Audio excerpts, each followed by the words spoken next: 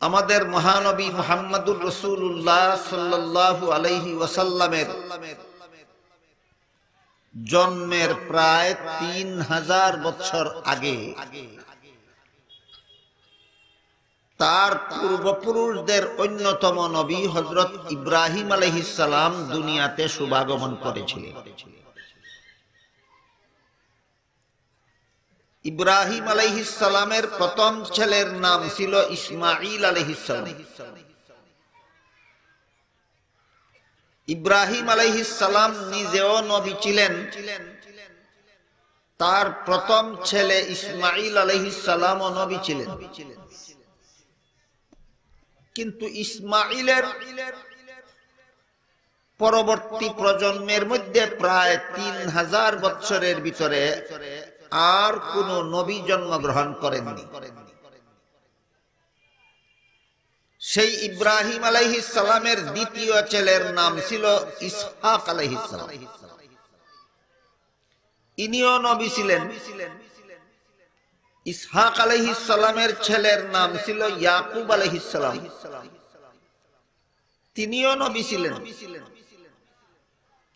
ইয়াকুব আলাইহিস সালামের মাতৃভাষা ছিল হিব্রু ভাষা।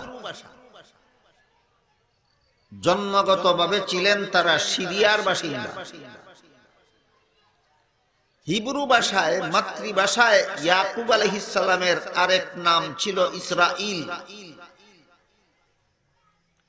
ইসরাইল শব্দের অর্থ আল্লাহর বান্দা।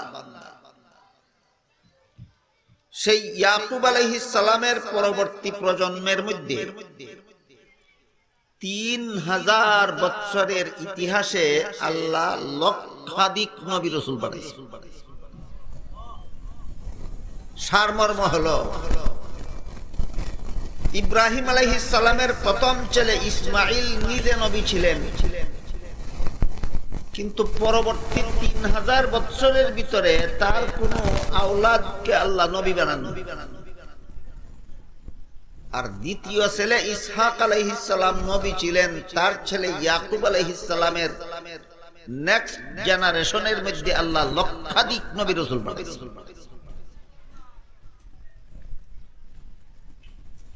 ৩০০০ বছর পরে যে ইসমাঈলের পরবর্তী প্রজন্মে আল্লাহ কাউকে নবী বানান, সেই ইসমাঈলের পরবর্তী প্রজন্মের মধ্যে ৩০০০ বছর পরে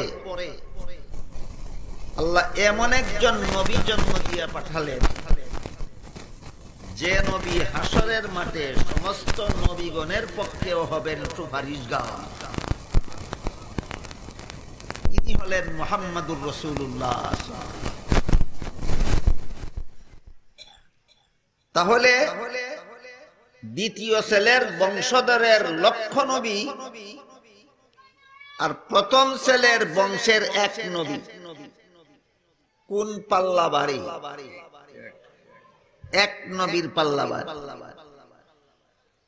ইব্রাহিম আলাইহিস সালামের দ্বিতীয় ছেলের বংশধরদের মধ্য থেকে লক্ষাধিক নবী, এদের পাল্লার থেকে ইব্রাহিম আলাইহিস সালামের প্রথম ছেলে ইসমাঈলের বংশধরদের মধ্যে মাত্র একজন নবী দ্বিতীয় ছেলের বংশধরের লক্ষাধিক নবীগণের পাল্লার চেয়ে এক নবীর পাল্লা বাড়ি। হাদিস শরীফে রাসূল করিম সাল্লাল্লাহু আলাইহি ওয়াসাল্লাম বলেন, ইন্নাল্লাহা ফাদ্দালানি আলাল আমবিয়া ওয়া ফাদ্দালা উম্মতি আলাল উমাম। এর অর্থ হলো আল্লাহ আমাকে সমস্ত নবী রাসূলগণের উপর শ্রেষ্ঠ মর্যাদা দান করেছেন। আমাদের নবীকে আল্লাহ সমস্ত নবী রাসূলগণের চেয়ে শ্রেষ্ঠ মর্যাদা দান করেছেন। ওয়া ফাদ্দালা উম্মতি আলাল উমাম, আমার উম্মতকে আল্লাহ সকল নবীর উম্মতের উপর শ্রেষ্ঠ মর্যাদা দান করেছেন। এই নবীর উম্মত হওয়ার কারণে আমরা সকল নবীর উম্মতের চেয়ে শ্রেষ্ঠ। আর এই নবী হলেন সমস্ত নবী রাসূলগণের চেয়ে শ্রেষ্ঠ। হযরত ইব্রাহিম আলাইহিস সালামের প্রথম ছেলে ইসমাঈল আলাইহিস সালাম যখন তরুণ বয়সে, তখনও ইসহাক আলাইহিস সালাম দ্বিতীয় ছেলে জন্মগ্রহণ করেননি। এমতাবস্থায় আল্লাহ ইব্রাহিম আলাইহিস সালামকে আদেশ করেছিলেন, আপনার একমাত্র ছেলে ইসমাঈলকে নিয়ে, একমাত্র ছেলে কেন, কারণ দ্বিতীয় ছেলে এখনো জন্ম হয়নি, আপনার একমাত্র ছেলে ইসমাঈলকে নিয়ে কাবাগরের পুনর্নির্মাণ করুন। কাবাগরের পুনর্নির্মাণের প্রশ্ন আসলো কেন? হযরত নূহ আলাইহিস সালামের যুগে যে বিশ্বজুড়া বন্যা হয়েছিল, সেই বন্যায় যখন সারা দুনিয়ার সমস্ত বাড়িঘর ধ্বংস হয়ে গেছিল, তখন কাবাগরও ধসে গিয়েছিল। নূহ আলাইহিস সালামের বন্যার সময়ে কাবাগর ধসে যাওয়ার পরে ইব্রাহিম আলাইহিস সালামের আগে আর কেউ কাবাগর নতুন ভাবে নির্মাণ করে। তাই নূহ আলাইহিস সালামের বন্যায় কাবাগর ধসে যাওয়ার পর সর্বপ্রথম আল্লাহ ইব্রাহিম আলাইহিস সালামকে নির্দেশ দিলেন, আপনার একমাত্র ছেলে ইসমাঈলকে সাথে নিয়ে কাবাগরের পুনর্নির্মাণ করুন। ইব্রাহিম আলাইহিস সালাম তার একমাত্র ছেলে ইসমাঈল আলাইহিস সালামকে সাথে নিয়ে তারা নতুন ভাবে আবার কাবাগর নির্মাণ করলেন। নির্মাণ কাজ সমাপ্ত করার পরে আল্লাহ বললেন, হে ইব্রাহিম, সারা দুনিয়ার সমস্ত মানুষকে দাওয়াত দাও এই কাবাগরের তওয়াফ জিয়ারতে আসার জন্য, হজ করতে আসার জন্য। ইব্রাহিম আলাইহিস সালাম বললেন, সেই যুগের কথা যেই যুগে মাইক্রোফোন আবিষ্কার হয়নি, যেই যুগে যান্ত্রিক উপায়ে মানুষের কণ্ঠস্বর এক স্থান থেকে অন্য স্থানে স্থানান্তরিত করার যন্ত্রপাতি আবিষ্কার হয়নি, যে যুগে এক দেশ থেকে আরেক দেশে চিঠি পাঠাইতে হইলে লোক ঘোড়ায় সওয়ার হইয়া চিঠি নিয়ে যাইতে হইত, সেই যুগে আল্লাহ ইব্রাহিম আলাইহিস সালামকে হুকুম দিলেন, সারা দুনিয়ার মানুষকে কাবাগরের তওয়াফ জিয়ারতে আসার দাওয়াত দাও। ইব্রাহিম আলাইহিস সালাম বললেন, সারা দুনিয়ার মানুষকে আমার কণ্ঠস্বর শোনাবো কিভাবে? আল্লাহ বললেন, আপনি দাওয়াত দিন, দাওয়াত দেওয়া আপনার কাজ, শুনাইয়া দেওয়া আমি আল্লাহর কাজ।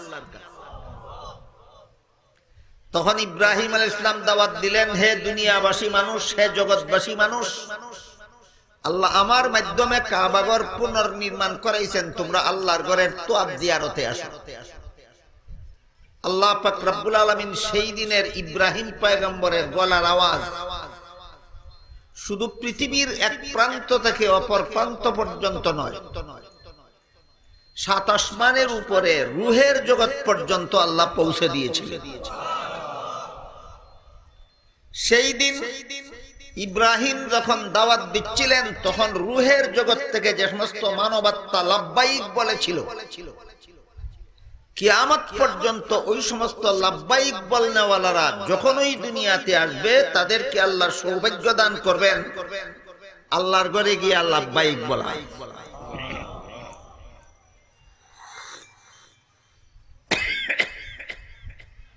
এভাবে কাবাগরের নির্মাণ সমাপ্ত করার পর ইব্রাহিম আলাইহিস সালামের দ্বারা জগৎবাসীকে কাবাগরের তওয়াফ জিয়ারতের দাওয়াত জানাবার পর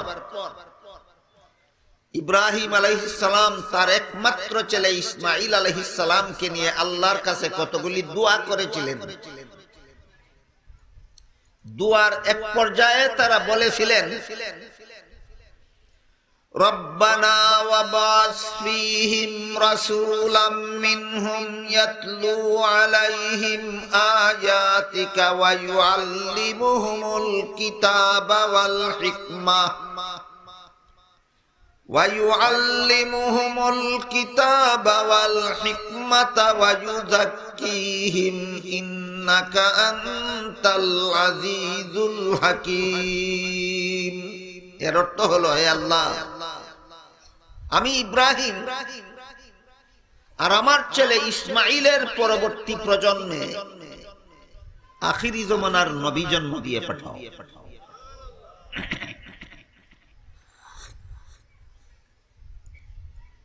আমাদের নবীর জন্মের কতদিন আগে? 3000।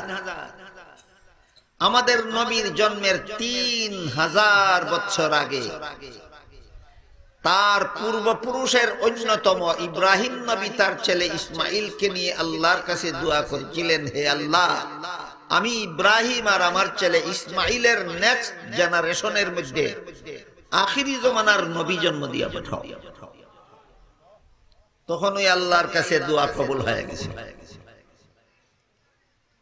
এই নবী যে সেই দুই নবীর বংশে জন্মগ্রহণ করবেন, এই দোয়াটা নবীর জন্মের 3000 বছর আগেই কবুল হয়ে গেছে। এই জন্য আল্লাহ পাক রব্বুল আলামিন আমাদের নবীকে কুরাইশ বংশে জন্ম দিয়ে পাঠালেন। কুরাইশ বংশের লোকেরাই ছিল ইব্রাহিম আলাইহিস সালাম এবং তার ছেলে ইসমাইলের পরবর্তী জেনারেশন, পরবর্তী প্রজন্ম। আমাদের নবীর আমলে যারা কুরাইশ বংশের লোক ছিল তারাই ছিল ইব্রাহিমের আওলাদ, তারাই ছিল ইসমাইলের আওলাদ। তাহলে এখান থেকে পরিষ্কার হয়ে গেল আমাদের নবী কুরাইশ বংশে জন্মগ্রহণ করলেন কেন? এই বংশে জন্মগ্রহণ করার দোয়া 3000 বছর আগে কবুল হয়ে আছিল।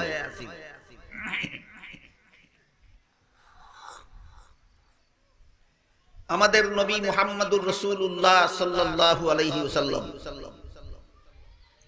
যে মুহূর্তে জন্মগ্রহণ করেছিলেন, আমাদের নবীর জন্মের সময়ের কিছু অলৌকিক কাহিনী আছে। এগুলি অন্তত নবীর উম্মত হিসাবে আমাদের জানা দরকার, বোঝা দরকার, মনে রাখা দরকার। আমাদের নবীর পবিত্র জন্মকেই মিলাদুন নবী বলা হয়। মিলাদুন নবী অর্থই মহানবীর জন্ম, মহানবীর জন্ম।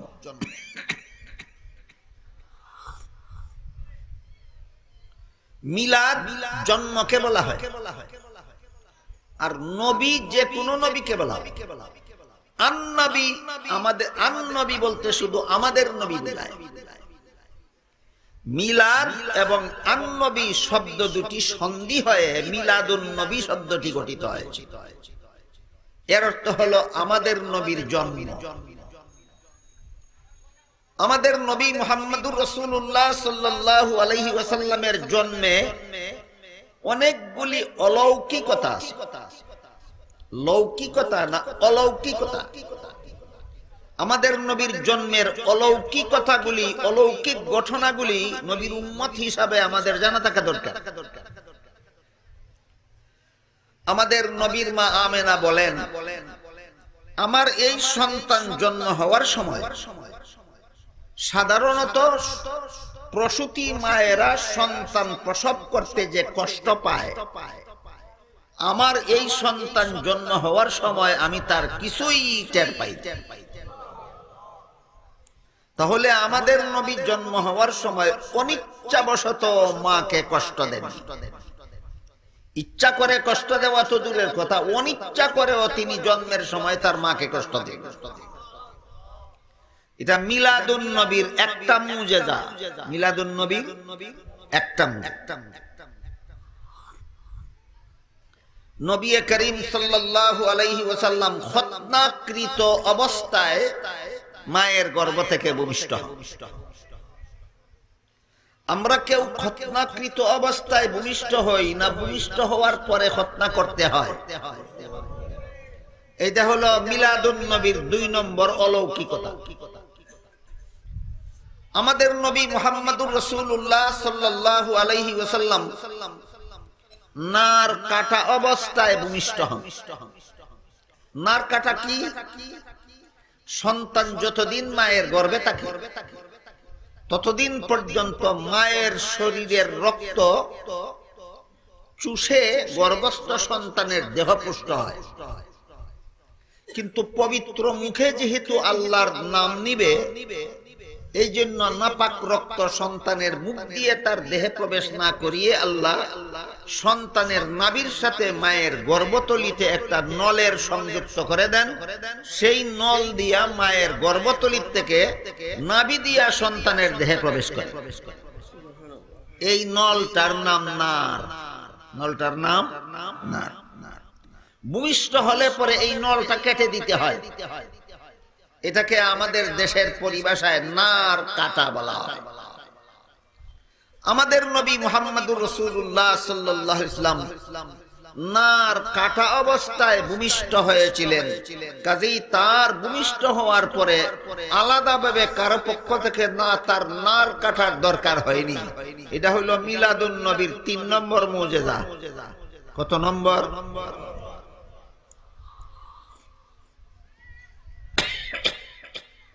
আমাদের নবী মুহাম্মদুর রাসূলুল্লাহ সাল্লাল্লাহু আলাইহি ওয়াসাল্লাম ভূমিষ্ঠ হওয়া মাত্রই আল্লাহর শুকরিয়া আদায় করে দোয়া পড়েছিলেন। এটা একটা লৌকিকতা। এমন কোন মানব সন্তান আছে যে মায়ের গর্ভ থেকে ভূমিষ্ঠ হওয়ার সাথে সাথে দোয়া পড়তে পারে?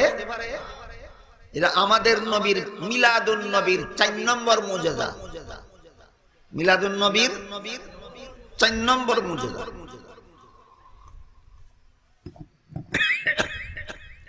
মিলাদুন নবীর নামে অনুষ্ঠান করতে পারেন, মিলাদুন নবীর নামে অনেক কিছুই করতে পারেন, কিন্তু মিলাদুন নবীর অলৌকিকতাগুলি, মিলাদুন নবীর মুজিজাগুলি বুঝতে হইলে ঠান্ডা মাথায় শান্ত পরিবেশে আলোচনা হওয়া দরকার।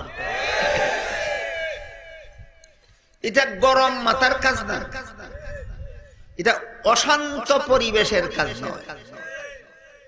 মিলাদুন নবীর মুজিজা, মিলাদুন নবীর বুজুর্গি, মিলাদুন নবীর কারামত বলেন, মিলাদুন নবীর অলৌকিকতা বলেন, যাই বলেন, এটা বোঝার জন্য শান্ত পরিবেশের দরকার, ঠান্ডা মাথায় বুঝা এবং আলোচনা হওয়া দরকার। মহানবী মুহাম্মদুর রাসূলুল্লাহ সাল্লাল্লাহু আলাইহি ওয়াসাল্লাম যেই মুহূর্তে ভূমিষ্ঠ হয়েছিলেন, সেই মুহূর্তে আকাশের সমস্ত তারকাগুলি ভূমণ্ডলে লুণ্ঠিত হয়ে পড়েছিল। এটা মিলাদুন নবীর ৫ নম্বর মুজিজা। কত নম্বর? ৫ নম্বর। আমাদের নবী মুহাম্মদুর রাসূলুল্লাহ সাল্লাল্লাহু আলাইহি ওয়াসাল্লাম যে মুহূর্তে ভূমিষ্ঠ হয়েছিলেন, সেই মুহূর্তে কাবাগরের ভিতরে কুরাইশ বংশের মূর্তি পূজারীরা বড় বড় মূর্তিগুলিকে দাঁড় করাইয়া রাখছিল। আমাদের নবীর জন্মের সময়ে তার বংশের লোকেরা, কুরাইশ বংশের লোকেরা মূর্তি পূজারী ছিল। বড় বড় মূর্তিকে কাবাগরের ভিতরে দাঁড় করাইয়া রাখছিল। তারা কাবাগরকে আল্লাহর ঘর বিশ্বাস করত, আল্লাহকে আল্লাহ নামে ডাকত। তাহলে কাবাগরকে আল্লাহর ঘর বিশ্বাস করা ভ্রান্ত মতবাদ না সঠিক? আল্লাহকে আল্লাহ নামে ডাকা ভ্রান্ত পথ না সঠিক পথ? আল্লাহর ঘরকে হজের উদ্দেশ্যে তোয়াফ জিয়ারত করত, এটাও ভ্রান্ত পথ না সঠিক পথ? আল্লাহকে আল্লাহ নামে ডাকতো, আল্লাহর ঘরকে আল্লাহর ঘর বিশ্বাস করত, হজের নামে আল্লাহর ঘরের তোয়াফও করত। হজ করার সময় যে ইহরাম বাঁধতে হয়, ইহরামের সময়ের যে দোয়া আছে, লাব্বাইক আল্লাহুম্মা লাব্বাইক, লাব্বাইক লা শারীকা লাকা লাব্বাইক, তারা বলতো লাব্বাইক আল্লাহুম্মা লাব্বাইক, লাব্বাইক লা শারীকা লাকা লাব্বাইক ইল্লা হাযিহিল আসনাম। হে আল্লাহ, কাবাগরের ভিতরে যে দেবতাগুলি দাঁড় করিয়ে রেখেছি, এইগুলি ছাড়া তোমার আর কোনো শরীক নাই। এটাও সঠিক না ভ্রান্ত? তাহলে তারা ধর্মীয় ব্যাপারে 16 আনা সঠিক পথের অনুসারী ছিল না আংশিক? ধর্মীয় ব্যাপারে তারা আংশিক সঠিক পথের অনুসারী ছিল, আর আংশিক ছিল ভ্রান্ত মতের অনুসারী। তারা নারী পুরুষ উলঙ্গ হয়ে কাবা ঘরের তওয়াফ করত। যুক্তি ছিল, যেই কাপড় শরীরে পরে পাপ করেছি, পাপের পোশাক শরীরে রেখে আল্লাহর পবিত্র ঘর তওয়াফ করা সাজে না। যে কাপড় গায়ে রেখে পাপ করেছি, পাপের কাপড় গায়ে নিয়ে আল্লাহর পবিত্র ঘর তওয়াফ করা যায় না। এই জন্য নারী পুরুষ একসাথে উলঙ্গ হয়ে আল্লাহর ঘর তওয়াফ করত, আর বলতো, আল্লাহ হাজিরা দিলাম তোমার দরবারে, হাজিরা দিলাম তোমার ঘরের ভিতরে যে দেবতাগুলি দাঁড় করিয়ে রেখেছি, এইগুলি ছাড়া তোমার আর কোন শরিকদার নাই। অথচ একটা দেবতাকেও আসমান জমিনের সৃষ্টিকর্তা বলে বিশ্বাস করত না। আল্লাহ এক আয়াতে বলেন, ওয়ালা ইন সাআলতাহুম মান খালাকাস সামাওয়াতি ওয়াল আরদা লা ইয়াকুলুনাল্লাহ। হে রাসূল করিম সাল্লাল্লাহু আলাইহি ওয়াসাল্লাম, কুরাইশ বংশের মূর্তি পূজারীদেরকে যদি জিজ্ঞাসা করেন আসমান জমিনের সৃষ্টিকর্তা কে, তারাও বলবে একমাত্র আল্লাহ। তারাও বলবে একমাত্র। তাহলে একমাত্র আল্লাহকেই যদি সৃষ্টিকর্তা মানে, তাহলে দেবতাগুলির সামনে মাথা নত করলে দোষ কি? প্রশ্ন জাগে কিনা? এমন প্রশ্ন আমাদের বর্তমান সমাজের অনেক পণ্ডিতের মাথায়ও বাসা বেঁধেছে। আমাদের যুগের অনেক বড় বড় শিক্ষিত পণ্ডিতের মাথায়ও এই যুক্তি বাসা বেঁধেছে যে যারা মূর্তি পূজা করে তারাও তো মূর্তিরে সৃষ্টিকর্তা বলে না, সৃষ্টিকর্তা তো একমাত্র আল্লাহ। তারাও বলে সৃষ্টিকর্তা আল্লাহ, আমরাও বলি সৃষ্টিকর্তা। তাহলে দেবতার পূজা করলে দোষ কি? আল্লাহ পাক রব্বুল আলামিন বলেন, ওয়া মিনান নাসি মান ইয়াত্তাখিযু মিন দুনিল্লাহি আনদাদান ইউহিব্বুনাহুম কাহুব্বিল্লাহ ওয়াল্লাযীনা আমানু আশাদ্দু হুব্বাল লিল্লাহ। একদল মানুষ আছে আল্লাহকে সৃষ্টিকর্তা বিশ্বাস করা সত্ত্বেও ইবাদতের বেলায় আল্লাহ ছাড়া অন্য কাউকে আল্লাহর সাথে শরীকদার সাব্যস্ত করে। ঈমানদার হলো তারা যারা একদিকে সৃষ্টিকর্তাও আল্লাহ ছাড়া আর কেউ নাই, আমার সেজদা পাওয়ার যোগ্য আল্লাহ ছাড়া আর কেউ নাই বলে বিশ্বাস করে। কাজেই আল্লাহকে শুধু সৃষ্টিকর্তা মানলে আর আল্লাহ ছাড়া অন্য কারো সামনে মাথা নত করার বৈধতা মানলে আর মুমিন মুসলমান থাকে না। আমাদের সমাজে বর্তমানে অনেকেই মূর্তি পূজার প্রতি খুব দুর্বল। মূর্তি পূজার প্রতি যথেষ্ট পরিমাণ দুর্বলতা আমাদের সমাজের অনেক মুসলমানদের মধ্যে দেখতে পাওয়া যায়। দুর্বলতার একটা প্রমাণ, কোন কোন মুসলমান ব্যানারে লিখে দেন শারদীয় দুর্গা পূজায় শুভেচ্ছা। আবার কেউ কেউ লেখেন শারদীয় ঈদুল আজহায় শুভেচ্ছা। এটা ভুল কথা। যারা শারদীয় ঈদুল আজহা বলে এরা শারদীয় শব্দের অর্থই জানেন। শারদীয় শব্দের অর্থ হইল শরৎকালীন। বাংলায় ৬টা ঋতু আছে, এর মধ্যে একটা ঋতুর নাম শরৎ। দুর্গা পূজার সময়টা হইল শরৎকালে, এই জন্য দুর্গা পূজা শারদীয় হয়। ঈদুল আজহার সম্পর্ক শরৎকালের সাথে নয়, ঈদুল আজহার সম্পর্ক জিলহজ মাসের সাথে। কাজী দুর্গা পূজা শারদীয় হয়, ঈদুল আজহা শারদীয় হয় না। গেল এক ব্যাপার। আরেক ব্যাপার হলো আপনি শারদীয় ঈদুল আজহা না বললেন, শারদীয় দুর্গা পূজাই বললেন। আপনি তো মুসলমান, আপনি যে বললেন শারদীয় দুর্গা পূজায় শুভেচ্ছা। আল্লাহ পাক রব্বুল আলামিন কি দুর্গা পূজা সমর্থন করেন না আল্লাহ অনাস্থা দিয়েছেন? খুব পরিষ্কার ভাষায় আল্লাহ বলেন, মান ইয়াবতাগি গায়রাল ইসলামি দীনান ফালান ইউকবালা মিনহু ওয়া হুয়া ফিল আখিরাতি মিনাল খাসিরিন।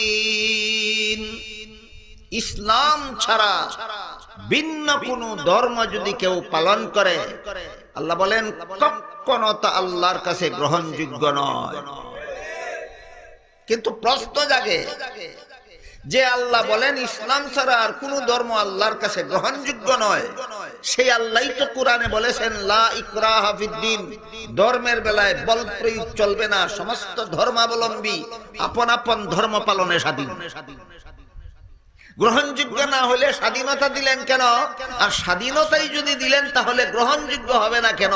এই প্রশ্নের জবাব না জানার কারণে বর্তমানে অনেক মুসলমান পণ্ডিতের মাথাও ঘুরে। প্রশ্নের জবাব সহজে বোঝার জন্য অতীতেও আমি আপনাদেরকে বলেছি, আজকে আবারও বলি, যে কোনো পরীক্ষার হলে পরীক্ষার্থী ছাত্ররা যখন প্রশ্নপত্র হাতে নিয়ে বসে, সব ছাত্ররাই কি প্রশ্নের সঠিক জবাব লিখতে পারে?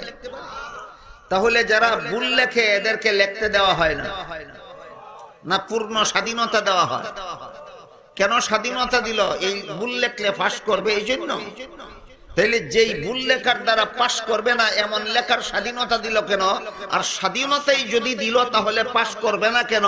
এই প্রশ্নের যেই জবাব ইসলাম ছাড়া আর কোন ধর্ম গ্রহণযোগ্য নয়, স্বাধীনতা দিলেন কেন? ওই প্রশ্নেরও সেই জবাব। আমাদের সমাজের যে সমস্ত পণ্ডিতেরা দুর্গা পূজার প্রতি দুর্বল, তারা একটু কান পেতে শুনুন।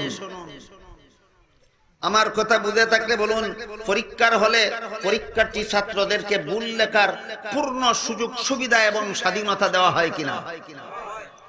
ভুল লেখাটা এক্সামিনারের কাছে গ্রহণযোগ্য হওয়ার কারণে। কিসের জন্য? এই কিসের জন্য প্রশ্নের জবাবটা অত্যন্ত গুরুত্বপূর্ণ মনে রাখতে হবে। সেটা হলো নিয়ম রক্ষার জন্য। পরীক্ষার্থী ছাত্রদেরকে ভুল লেখার স্বাধীনতা দেওয়া হয় গ্রহণযোগ্যতার জন্য নয়, নিয়ম রক্ষার জন্য। ঠিক তেমনি ভাবে আল্লাহ দুনিয়াতে সমস্ত ধর্মাবলম্বীকে আপন আপন ধর্ম পালনের স্বাধীনতা দিয়েছেন গ্রহণযোগ্যতার কারণে নয়, নিয়ম রক্ষার জন্য। এই সুযোগে যদি কোনো পরীক্ষার্থী ছাত্র ভুল লেখে তাহলে তার কপালে যেমন গুড়ার ডিম ছাড়া কিছু নাই, ঠিক তেমনি ভাবে এই সুযোগে যদি কেউ ইসলাম ছাড়া ভিন্ন ধর্ম পালন করে, পালন করার স্বাধীনতা আছে, কিন্তু পরীক্ষার ফলাফল তোমার কপালে গুড়ার ডিম ছাড়া কিছু নাই। কাজেই মুসলমানদের মূর্তি পূজার প্রতি দুর্বল হওয়া দরকার। এবার আসেন মূল কথার দিকে। রাসূল করিম সাল্লাল্লাহু আলাইহি ওয়াসাল্লামের যুগের মূর্তি পূজারীরা বড় বড় মূর্তিকে কোথায় দাঁড় করিয়ে রেখেছিল? কাবাঘরের ভিতরে। রাসূল করিম সাল্লাল্লাহু আলাইহি ওয়াসাল্লাম যে মুহূর্তে ভূমিষ্ঠ হলেন, দেখি মনে আছে কিনা আমাদের নবীর ভূমিষ্ঠ হওয়া বা জন্ম হওয়াকে আরবিতে কি বলে? মিলাদুন নবী। আমাদের নবীর জন্মের কিছু অলৌকিক ঘটনা আছে কিনা, কিছু মুজিজা আছে কিনা? এই পর্যন্ত কথা বলেছিলাম 5টা। আমাদের নবী যেই মুহূর্তে ভূমিষ্ঠ হয়েছিলেন সেই মুহূর্তে কাবাঘরের ভিতরে মূর্তি পূজারীদের দাঁড় করিয়ে রাখা মূর্তিগুলি আল্লাহর দরবারে সেজদায় মস্তক অবনত করে দিয়েছিল। এটা হলো মিলাদুন নবীর 6 নম্বর মুজিজা। এটা হলো মিলাদুন নবীর 6 নম্বর। আমাদের নবী মুহাম্মদুর রাসূলুল্লাহ সাল্লাল্লাহু আলাইহি ওয়াসাল্লাম যখন ভূমিষ্ঠ হয়েছিলেন তখন পারস্যবাসী অগ্নি পূজারীরা যে আগুনটার পূজা করত, সেই পূজনীয় আগুনকে অনবরত 1000 বৎসর পর্যন্ত অনির্বাণ গতিতে প্রজ্বলিত করে রেখেছে। 1000 বছরের ভিতরে পূজার আগুন নিতে দিছে না। পারস্যবাসীরা যে আগুনের পূজা করত, এই আগুনটা কত হাজারের 1000 বছরের ভিতরে কোনোদিন নিতে দিছে না। তাহলে তাদের পূজার আগুনটা কতদিনের জ্বালানো ছিল? 1000 বছরের পর্যন্ত। যেই মুহূর্তে আমাদের নবী ভূমিষ্ঠ হলেন, সেই মুহূর্তে পারস্যবাসী অগ্নি পূজারীদের 1000 বছরের প্রজ্বলিত পূজার আগুন নিবে ছাই হয়ে গেল। এটা মিলাদুন নবীর 7 নম্বর মুজিজা। মিলাদুন নবীর 7 নম্বর মুজিজা।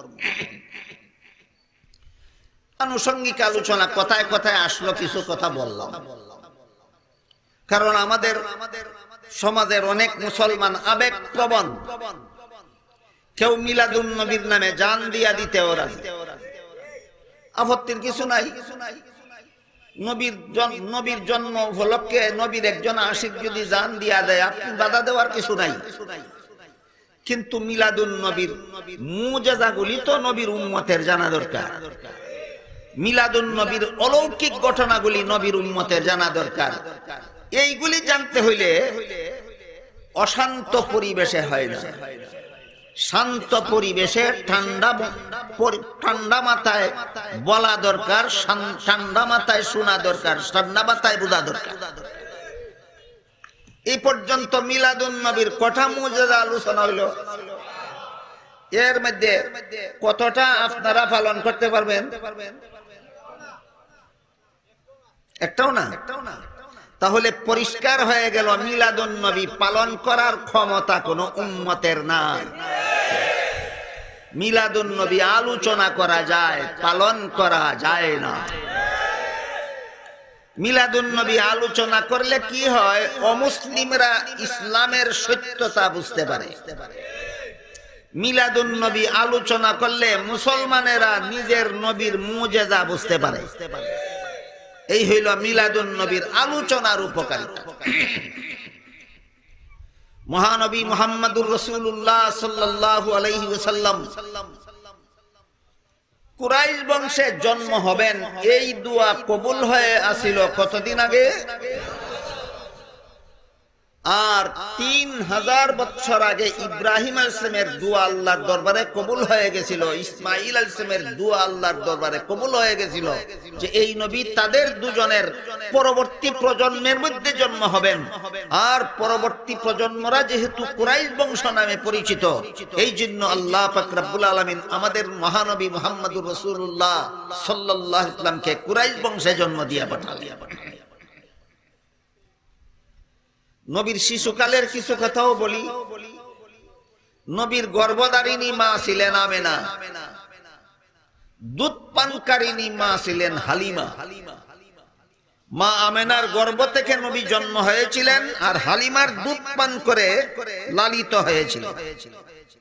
তাহলে নবীর দুধ মাকে হালিমা। বলেন তো আপনারা, কথা বুঝে থাকলে হালিমার কোনো সন্তান না হলে আমিনার সন্তানকে দুধ পান করাতে পারতেন।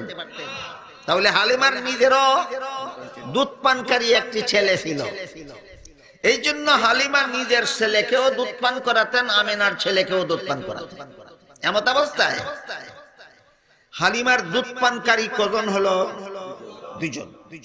তাই আমাদের নবী মুহাম্মদুর রাসূলুল্লাহ সাল্লাল্লাহু আলাইহি ওয়াসাল্লাম দুধ মা হালিমার 1 স্তনের দুধ নিজে পান করতেন, আর 1 স্তনের দুধ দুধ ভাইয়ের জন্য রেখে দিতেন।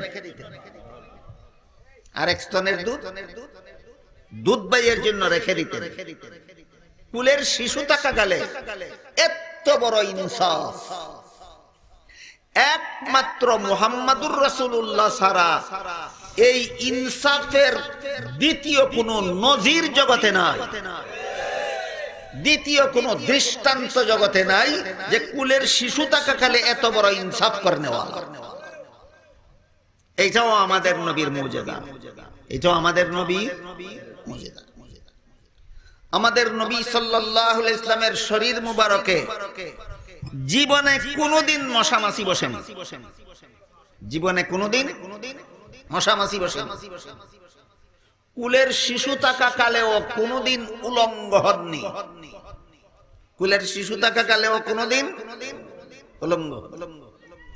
একদিন আমাদের নবী শিশু থাকা কালে একদিন কোন কারণবশত যে কাপড়ের দ্বারা নবীর নিম্নাঙ্গ ঢাকা ছিল সেই কাপড়টা কোনো কারণবশত সরে গিয়েছিল। সরে যাওয়ার সাথে সাথে নবী চিৎকার দিয়ে কাঁদতে কাঁদতে অস্থির হয়ে গেছিলেন। যখন ওই কাপড় দিয়ে আবার তার নিম্নাঙ্গ ঢেকে দেওয়া হলো তখন তার কান্না বন্ধ হয়েছিল। এই একদিনের মাত্র ঘটনা শিশুকালের। পরবর্তী 63 বছরের জিন্দগিতে যেদিনেই স্মরণ হইত সেই দিনেই তিনি লজ্জায় লাল হয়ে যেতেন। যে শিশুকালে একদিন আমার সতর খুলে গিয়েছিল, শিশুকালে একদিন আমার সতর খুলে গিয়েছিল, এই কথাটা নবী 63 বছরের জিন্দগিতে যেদিনই মনে পড়তো সেদিনই তিনি লজ্জিত হয়ে যেত। আমি তো মনে করি নবীর উম্মত হিসাবে নবীর জন্ম সম্পর্কে এই সমস্ত অলৌকিকতা, নবীর শিশুকালীন জীবনের এই সমস্ত অলৌকিকতা, নবীর জীবনের সমস্ত অলৌকিকতা ঠান্ডা মাথায় শান্ত পরিবেশে আলোচনা হওয়া দরকার এবং আমাদের সকলের শোনা, বুঝা এবং মনে রাখা দরকার।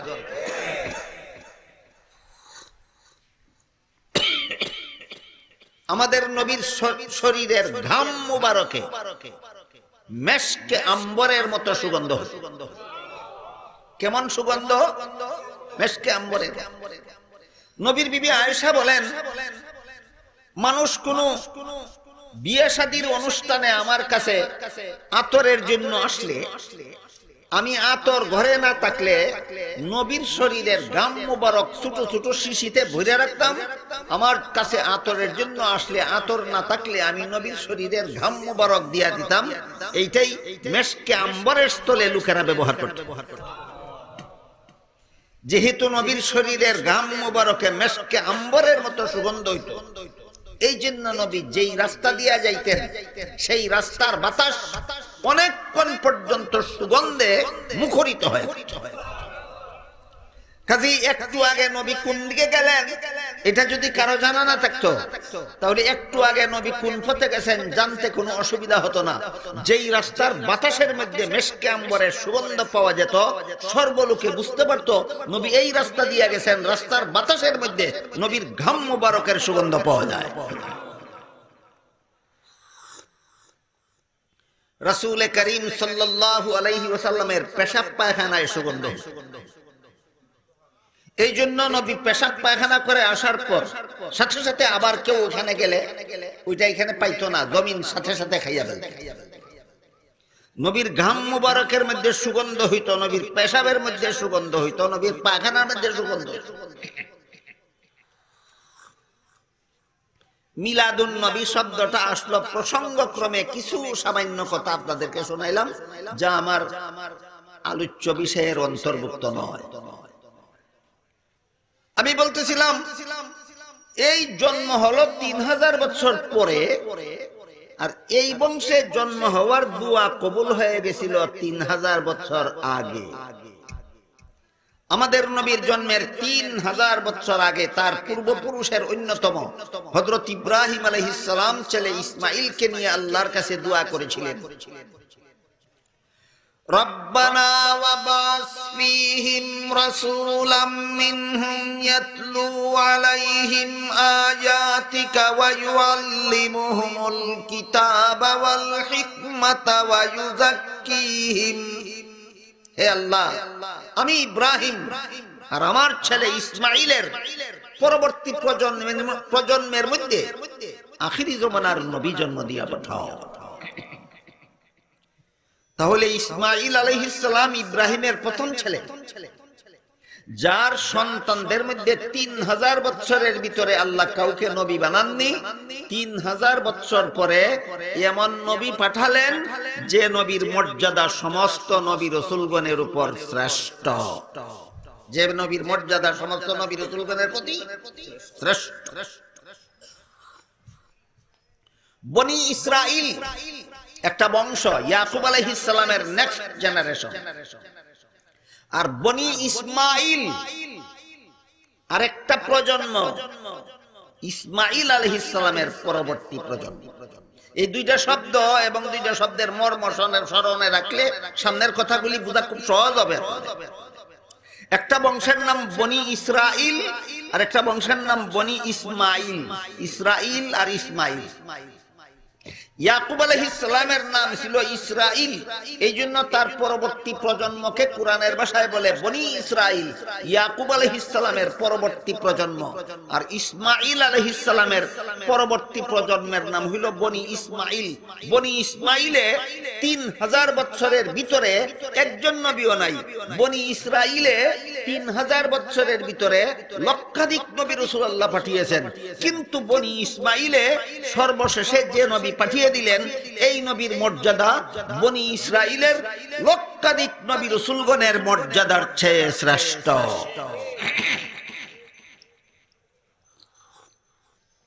আমাদের সমাজে অনেকে আমাদের নবীর মর্যাদার শ্রেষ্ঠত্ব আলোচনা করতে চান, আলোচনা করেও থাকেন, কিন্তু দুঃখের বিষয় আলোচনার মধ্যে সুস্পষ্টতার অভাব থাকে যথেষ্ট। কিসের অভাব থাকে? সুস্পষ্টতার অভাব থাকে যথেষ্ট।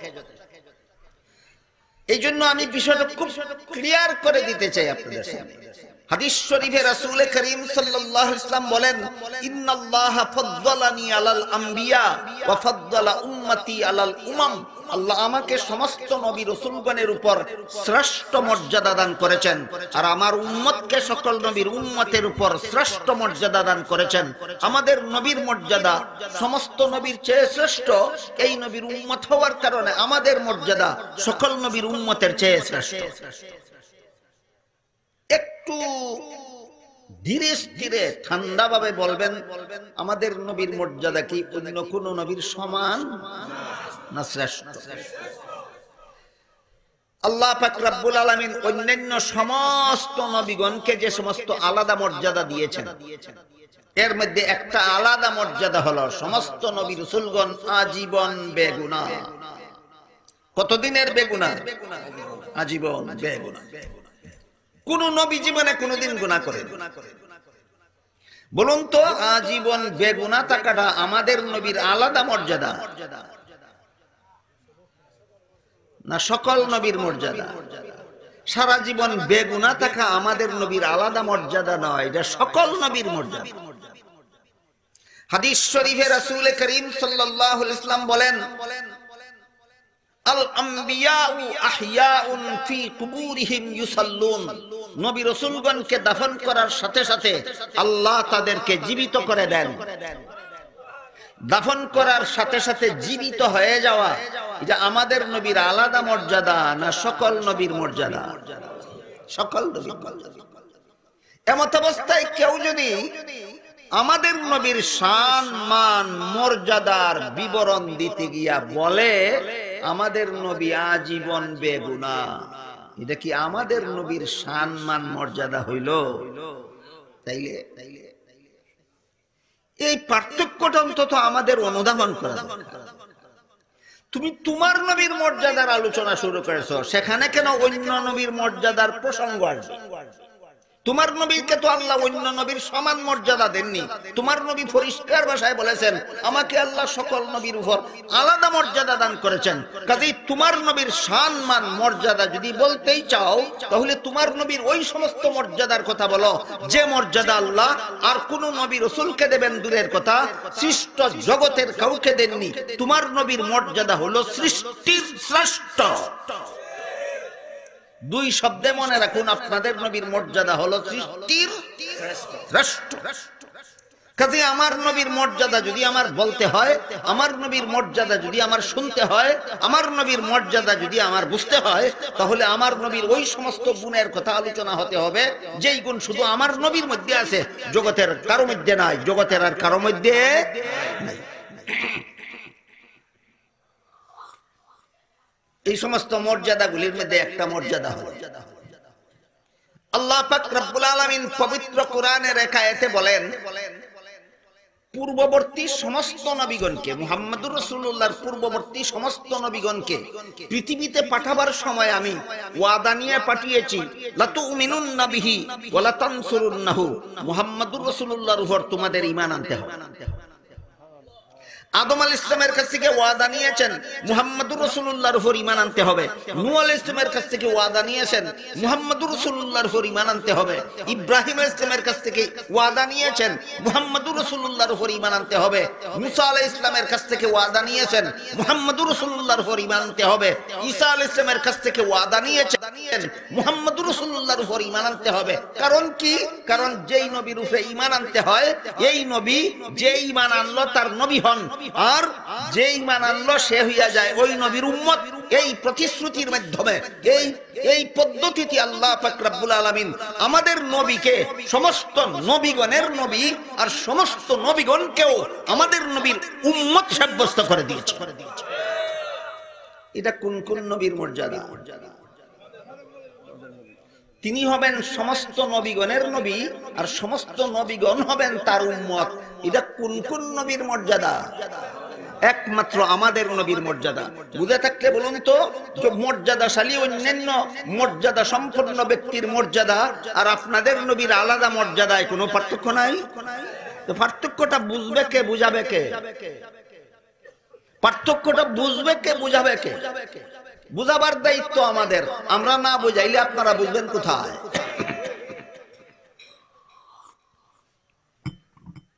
অন্যান্য নবী যার যার উম্মতের নবী। নূহ আলাইহিস সালাম নিজের উম্মতের নবী, অন্যান্য নবীগণের নবী নন। ইব্রাহিম আলাইহিস সালাম নিজের উম্মতের নবী, অন্যান্য নবীগণের নবী নন। মুসা আলাইহিস সালাম নিজের উম্মতের নবী, অন্যান্য নবীগণের নবী নন। ঈসা আলাইহিস সালাম নিজের উম্মতের নবী, অন্যান্য নবীগণের নবী নন। আমাদের নবী সমস্ত উম্মতেরও নবী, সমস্ত নবীগণেরও নবী। এইটা হইল আমাদের নবীর আলাদা মর্যাদা। মেরাজের রাত্রে আল্লাহ পাক রব্বুল আলামিন জিবরিল ফেরেশতাকে পাঠিয়ে আমাদের নবীকে নিয়ে গেলেন বাইতুল মুকাদ্দাসে। অন্যান্য সমস্ত নবী রাসূলগণকে যার যার রওজা শরীফ থেকে বাইতুল মুকাদ্দাসে একত্র করে দিয়ে নির্দেশ দিলেন, হে নবী রাসূলগণ, আপনারা সম্মিলিতভাবে 2 রাকাত নামাজ পড়ুন জামাতের সাথে। সেটা শুনলেই অনেকে বলে এটা কোন নামাজ ছিল? এটা বর্তমান প্রচলিত কোনো নামাজ নয়। এটা শুধু সেই দিনের জন্য 2 রাকাত নফল নামাজ ছিল এবং শুধুমাত্র নবীগণের জন্য জামাতে পড়ার নির্দেশ ছিল। কাতারবন্দি হয়ে দাঁড়ালেন সমস্ত নবী রাসূলগণ। ইমাম হবেন কে? এই প্রশ্নে ইতস্তত করছিলেন সবাই। জিবরিল ফেরেশতা আমাদের নবীর হাত মুবারক ধরে আগে বাড়িয়ে দিয়ে বললেন, আজকের এই পয়গম্বরী নামাজের জামাতের ব্যবস্থা করা হয়েছে শুধুমাত্র আপনাকে সমস্ত নবীগণের ইমাম আর সমস্ত নবীগণকে আপনার মুক্তাদি সাব্যস্ত করে দেওয়ার জন্য। অন্যান্য নবীগণ ছিলেন যার যার উম্মতের ইমাম। নূহ আলাইহিস সালাম নিজের উম্মতের ইমাম, অন্যান্য নবীগণের ইমাম নয়। ইব্রাহিম আলাইহিস সালাম ছিলেন নিজের উম্মতের ইমাম, অন্যান্য নবীগণের ইমাম নন। মুসা আলাইহিস সালাম ছিলেন নিজের উম্মতের ইমাম, অন্যান্য নবীগণের ইমাম নন। ঈসা আলাইহিস সালাম ছিলেন নিজের উম্মতের ইমাম, অন্যান্য নবীগণের ইমাম নন। কিন্তু মেরাজের রাত্রে বাইতুল মুকাদ্দাসের ঘটনায় আল্লাহ আমাদের নবীকে সমস্ত নবীগণের ইমাম আর সমস্ত নবীগণকে আমাদের নবীর মুক্তাদি সাব্যস্ত করে দিয়েছে। সুতরাং শানে রাসূলের বিবরণ কুরআন হাদিসে অস্পষ্ট না সুস্পষ্ট? তাহলে এটাকে অস্পষ্টতার অন্ধকারে ডেকে রাখার দরকারটা কি? অস্পষ্টতার অন্ধকারে দেখে রাখার দরকার কি? তোমার নবীকে আল্লাহ কোন কোন আয়াতে আলাদা কি কি মর্যাদা দিয়েছেন, এই সমস্ত বিবরণে কোরআনের আয়াতগুলি ভরপুর। তোমার নবীকে আল্লাহ পাক রব্বুল আলামিন আলাদা কি কি মর্যাদা দিয়েছেন, এই সমস্ত বিবরণে রাসূলের হাদিসের ভান্ডার ভরপুর। সুতরাং তোমার নবীর মর্যাদার বিবরণের জন্য, আলাদা মর্যাদার বিবরণের জন্য, বৈশিষ্ট্যপূর্ণ মর্যাদার বিবরণের জন্য কারো কোনো ব্যক্তিগত মন গড়া যুক্তির দরকার নাই। কোরআন হাদিসের বিবরণ যথেষ্ট। হাদিস শরীফে রাসূল করিম সাল্লাল্লাহু আলাইহি ওয়াসাল্লাম বলেন, হাসরের মাঠে আমি সমস্ত নবীগণের পক্ষে হব সুপারিশগার। নূহ আলাইহিস সালাম আর কোন নবীর সুপারিশগার নবীর পক্ষে সুপারিশগার হতে পারবেন না, নিজের উম্মতের পক্ষে সুপারিশগার হতে পারেন। ইব্রাহিম আলাইহিস সালাম নিজের উম্মতের পক্ষে সুপারিশগার হতে পারেন, অন্য কোন নবীর পক্ষে সুপারিশগার হতে পারেন না। মুসা আলাইহিস সালাম নিজের উম্মতের পক্ষে সুপারিশগার হতে পারেন, অন্যান্য নবীগণের পক্ষে সুপারিশগার হতে পারেন না। ঈসা আলাইহিস সালাম হাশরের মাঠে নিজের উম্মতের পক্ষে সুপারিশগার হতে পারেন, অন্যান্য কোন নবীর পক্ষে সুপারিশগার হতে পারেন না। কিন্তু আল্লাহ রাসূল আমাদের নবী বলেন, হাশরের মাঠে আল্লাহ আমাকে সমস্ত নবীগণের পক্ষেও বানাবেন সুপারিশগার। প্রশ্ন জাগতে পারে, যে গুনাহগার হাশরের বিচারে তার সুপারিশগারের দরকার, প্রশ্ন জাগে কিনা? যে গুনাহগার তার জন্য সুপারিশগারের দরকার। নবীগণ তো সবাই বেগুনাহ, তাহলে নবীগণের হাশরের মাঠে আমাদের নবী কিসের সুপারিশগার হবেন? প্রশ্ন বুঝলেন কিনা দেখুন। সমস্ত নবী বেগুনাহ, আদম নবী বেগুনাহ, আমাদের নবী তার পক্ষে হাশরের মাঠে কি সুপারিশ করবেন? নূহ নবী বেগুনাহ, তার পক্ষে হাশরের মাঠে আমাদের নবী কি সুপারিশ করবেন? ইব্রাহিম নবী বেগুনাহ, আমাদের নবী তার পক্ষে কি সুপারিশ করবেন? মুসা নবী বেগুনাহ, আমাদের নবী তার পক্ষে কি সুপারিশ করবেন? ঈসা নবী বেগুনাহ, আমাদের নবী তার পক্ষে কি সুপারিশ করবেন?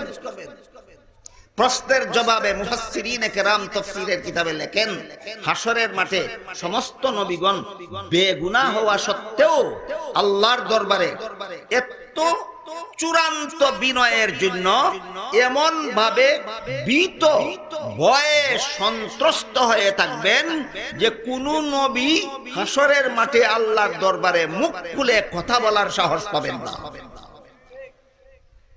তখন আদম নবী কোন কথা বলতে চান, আল্লাহর ভয়ে কথা বলার সাহস পান না, আমাদের নবী আদম নবীর কথাগুলি আল্লাহকে বলে দেবে।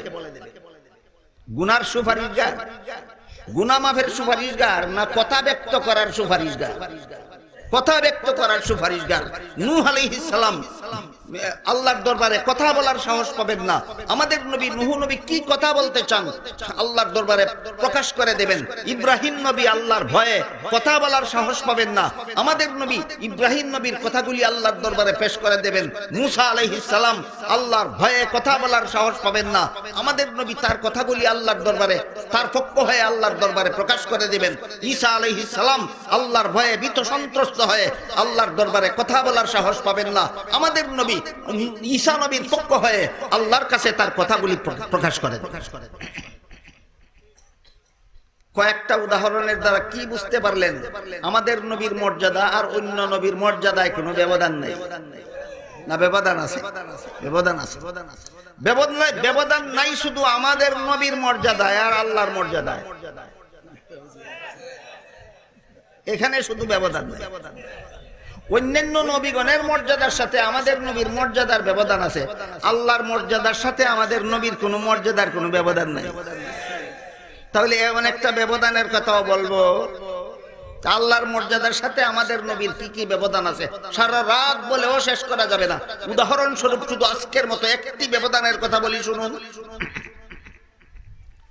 আমাদের নবী মুহাম্মদুর রাসূলুল্লাহ সাল্লাল্লাহু আলাইহি ওয়াসাল্লাম যেদিন ইন্তেকাল করলেন, ইন্তেকাল আরবি ভাষা, ওয়াফাত আরবি ভাষা, বাংলা ভাষায় মৃত্যু বলে, তিরোধান বলে। আমরা অনেকেই বাংলা শব্দটা প্রয়োগ না করে এই সমস্ত ধর্মীয় ব্যাপারে আরবি শব্দগুলি ব্যবহার করি। সম্মানিত ব্যক্তি মারা গেলে মারা গেছে বলি না, আমরা বলি ইন্তেকাল করেছে। বাংলাটা বলি না, আরবিটা বলি।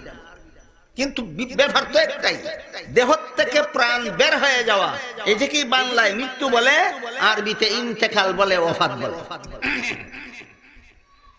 পবিত্র কোরআনের এক আয়াতে আল্লাহ বলেন, ইন্নাকা মাজ্জিতুন ওয়া ইন্নাহুম মাজ্জিতুন। হে রাসূল করিম সাল্লাল্লাহু আলাইহি ওয়াসাল্লাম, নিশ্চয়ই আপনি মরণশীল, তারাও মরণশীল। অস্পষ্ট কথা না সুস্পষ্ট? আল্লাহ কোরআনে পরিষ্কার ভাষায় আমাদের নবীকে সম্বোধন করে বলেন, নিশ্চয়ই আপনি মরণশীল, তারাও মরণশীল। অন্য আয়াতে বলেন, কুল্লু নাফসিন যায়িকাতুল মাউত, সমস্ত প্রাণী মরণশীল। সমস্ত প্রাণী, যার প্রাণ আছে তারই মরণ আছে।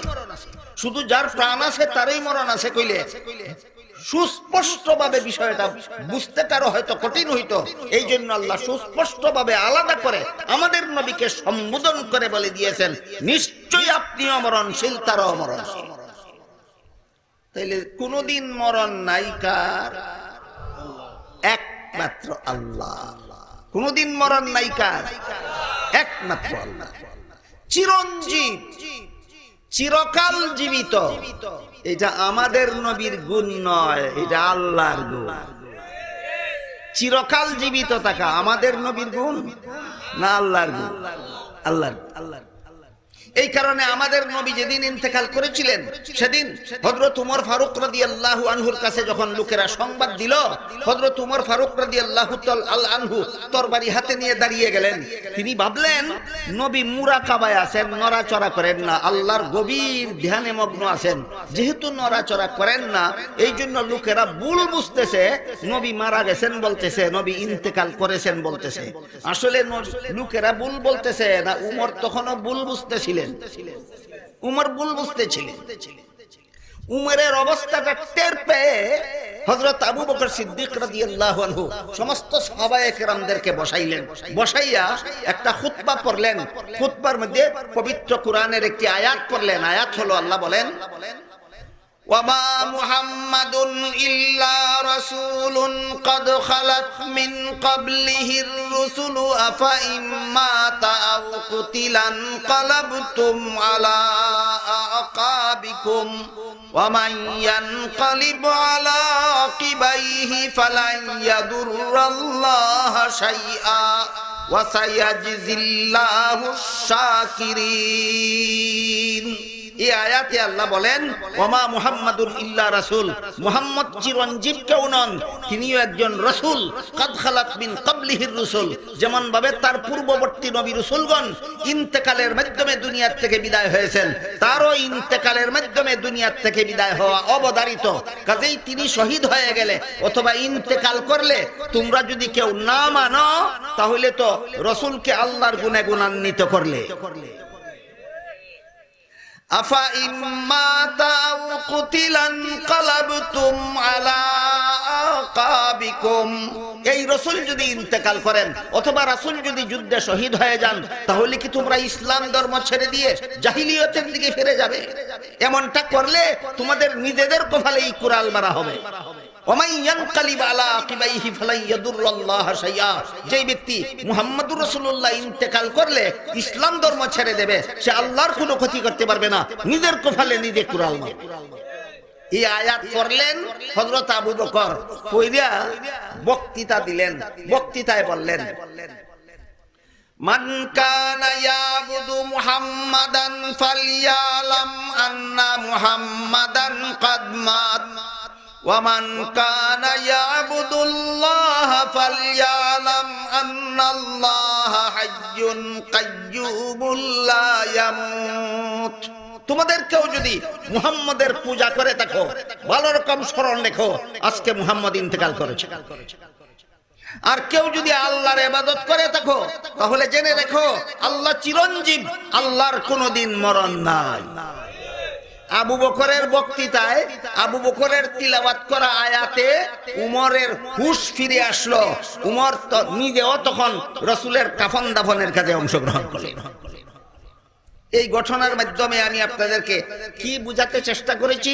আমাদের নবীর মর্যাদা অন্যান্য নবীগণের থেকে আলাদা না আল্লাহ থেকেও আলাদা?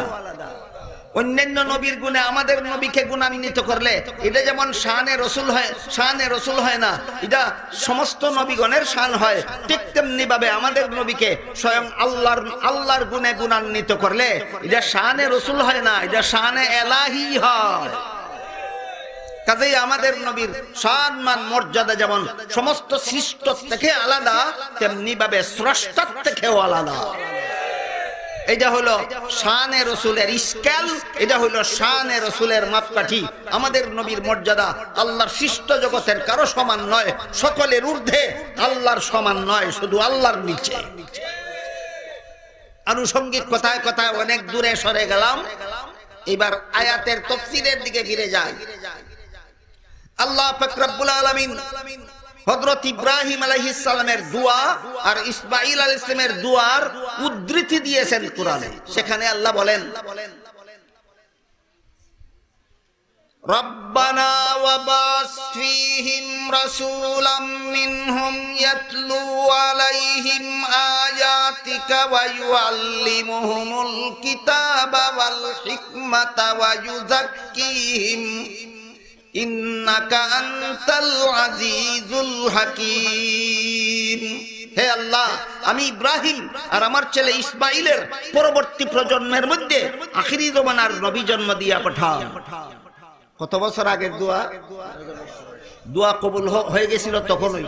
দোয়া কবুল হওয়ার 3000 বছর পরে মুহাম্মদুর রাসূলুল্লাহ সাল্লাল্লাহু আলাইহি ওয়াসাল্লাম কুরাইশ বংশে জন্মগ্রহণ করার মাধ্যমে পৃথিবীতে আগমন করেন।